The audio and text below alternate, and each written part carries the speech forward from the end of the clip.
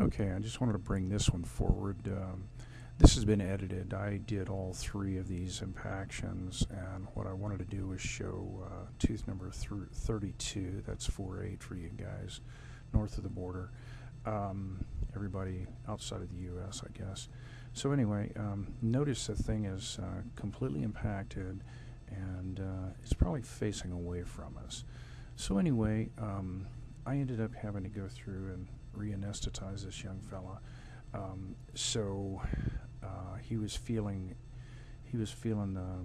some sharpness back distal to the tooth. So I went ahead and did something that I don't normally do. I went ahead and anesthetized him prior to what you're seeing here. I've already got the thirds on the other side out. But anyway, so what I'm doing right now is I'm just doing the sulcular incision because he wasn't sensitive there. I just didn't get a buccal block far enough back. And then you're seeing me now going ahead and going to go ahead and make the slice. That's the normal first slice I make at about a 45 degree from out in the buccal toward the distal of the second molar. We're going to use a periosteal elevator. I'm going into the papilla area, and I want to also release the neck or collar of tissue around the neck of the second molar. So as I'm going back there, I'm just working to release and attempting not to tear anything. Obviously, what you're trying to do is do something as atraumatically as possible, and I think when you start tearing a bunch of tissue, it just has to heal. It's it just means that you're not as an attentive surgeon as you probably should be. So right now I've got it released down past the periosteum onto the mandible, and I've got a little slip of tissue there that is not releasing. I didn't get it cut well. Remember the slices that you make with a scalpel should be to bone, and it's one cut. It's not porterhouse. I watched a YouTube extraction the other day, and it looked like the guy had gone out to the steakhouse, and anyway, I like large big flaps. I like envelope flaps. That's the round end, that's the pointy end. I like to use the pointy end to reflect the tissue. You're pushing against the bone. I got the Minnesota retractor on the bone, that way you're not going to develop some kind of a hematoma. I want to look to make sure that I don't have a lot of tension on the flap. You don't want to fight that flap. If you're fighting a flap, it's going to increase the difficulty of your extraction. Now, if you'll notice, this is the case that there's absolutely no tooth there. So remember from Jay's video the other day, he talked about paintbrushing. I'm probably going a little deeper than paintbrushing because I went through and I found it and I could feel the tooth there, so I just went ahead and started troughing around it. Unfortunately, the handpiece is kind of in the way, so you can't really see it. So I'm looking to see what I've got, trying to release a little bit more toward the mesial, and the whole purpose here is, it's round peg, square hole, whatever. You're trying to figure out what can you do to get that tooth out of there. So, here's a completely bony impacted third that we took on. This was about 2 weeks ago. 18-year-old kid, big guy too. I mean, he's about 6'1", 6'2", pressing 200 pounds. So it's not like he's a little 13-year-old ballerina. So anyway, all I'm doing right now is I'm cutting away some of the bone and seeing if I can get any kind of movement, see what's going on. And I'm just trying to look really to see what the tooth will give me. I'm getting a little bit of movement, and so I really can't see, so I'm going to go ahead and reflect that tissue. I don't like to do a lot of reflection toward the lingual. There's bad stuff over there, the throat. The lingual nerve comes down every once in a while. A percentage of them will be coming down high. So there's a lot of bad stuff. Now, if you see, there's a trough, and then there's a piece of bone. You can see the tooth on either side of that peninsula of bone, if you would. So I'm just going to get rid of that. You notice I'm not putting a lot of force on anything. This is a Midwest Shorty 2-speed motor, straight hand piece. Notice the copious amounts of irrigation that's going on. And what I do is I drilled a little purchase, and I'm getting the tooth to move. I can see the tooth moving. I'm putting a lot of force on it, but it's controlled force. Remember, anytime you have a mandibular extraction, you have a bite block in place, and you don't want to put a lot of pressure on the temporomandibular joint.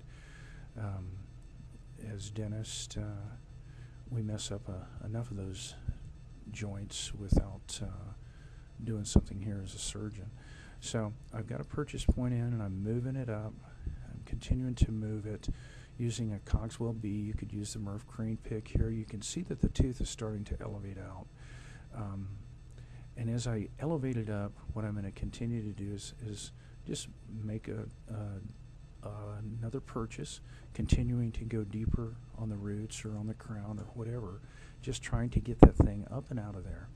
So that's what we're doing right now, and I'm continuing to do that, continuing to drill the purchase, Cogswell B again, coming back in, and levering it off. And here's the tooth, almost out, and let's see if we can get it out this time. Boop, there it is. And so we're looking around. You know, a lot of people say, well, okay, you're done now. Well, no, I don't think so. You've got a pretty good sized follicle in there. You want to get rid of that follicle. You don't want to have a follicular cyst. Just like in all the other cases, you'll see me go in with a curette. I think that that's important. What you're trying to do is make sure that there's nothing that's loose in there that'll sequester them later. You're also looking to get rid of any kind of granulation tissue, follicle, all the stuff that's going to slow down the healing process. Everything that is there has to be absorbed for the bone to fill in. And so I think that if we can work to get that out of there, you're going to have a better bone fill. There's part of the follicle, and we're just continuing to do that. Clean it out, clean it out. You know, right now, from the time that we started, we're pressing 8 minutes now to take out all 3 of these impacted thirds.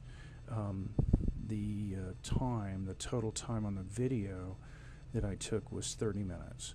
So you're looking at a minute and a half for the to review the radiograph in the beginning. Not on this one because I did edit it. I just edited all the other stuff out of it because I wanted to show this tooth number 32.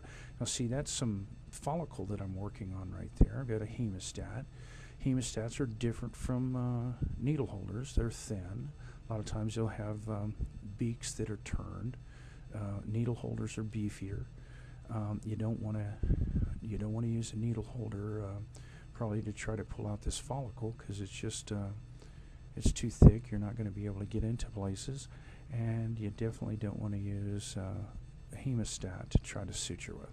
So if you'll notice, I've had the tooth out for quite a while now, but I'm continuing to work on this just to get everything cleaned up. I think it's really important. If you're going to be a good surgeon, I think you need to make sure that you don't have sharp edges of bone. You've got the follicle out of there. You've got any excess tissue that's going to minimize or minimize the good bone heal or increase the time in which it takes to heal. So I guess we're coming up on 9 minutes and 30 seconds since the start of the procedure. Copious amounts of normal saline. You know, it's isotonic. It's the same stuff that the fluid in the bloodstream is built of, and so that's the reason I look at it. Now, when I put it back together, you notice how the flap is just, when you pull down a little bit, it's just flopping open. This is a case that I sutured. I don't have the sutures, I don't show you the sutures here because we've seen that before, but I wanted to do this so we could have a shorter video and but that's basically it. So at this point, we're doing a job. Okay, so ask away, ask questions if you need it, and hopefully we'll see you down the road. September's coming. We've got the class, the one-day class in Minneapolis with Rick DePaul and Ryan McCall, and we've got some openings in the October class in Shela, Guatemala.